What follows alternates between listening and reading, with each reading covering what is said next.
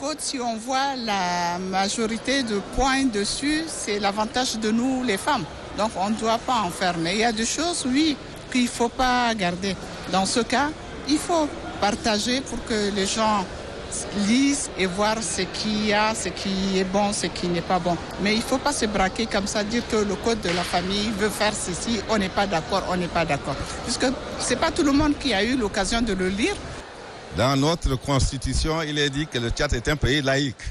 Quand on vient vers les lois, chacun se réclame de sa tradition ou de sa religion, donc ça fausse le problème. Puisque là, je suis même convaincu que la grande majorité des gens qui ont réagi n'ont même pas lu ce code de famille. Et ce code-là est là depuis plus de 20 ans.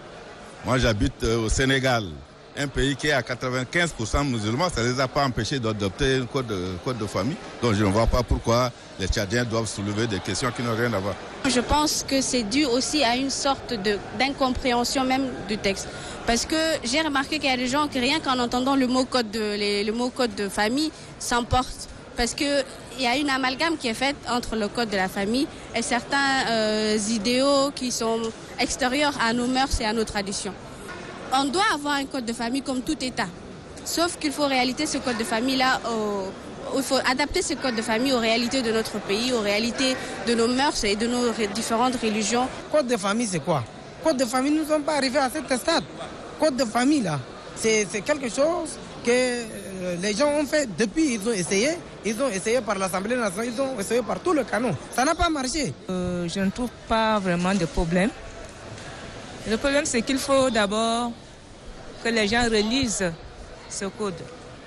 Que ce soit les femmes, que ce soit les religieux, que les gens se mettent ensemble pour le relire ce code, pour voir ce qui ne va pas. Ils peuvent balayer, nettoyer et laisser ce qui peut permettre aux Tchadiens de vivre normalement. C'est un code qui va aider tout le monde. Il ne peut pas avoir un pays stable sans une bonne famille. Si aujourd'hui la question de la femme a fait couler l'encre dans la salle, ce n'est qu'une réalité. Parce qu'il faut une bonne organisation. Donc on rejette ce qu'on peut rejeter, on peut adopter ce qu'on peut adopter. Ne pas faire de la négociation.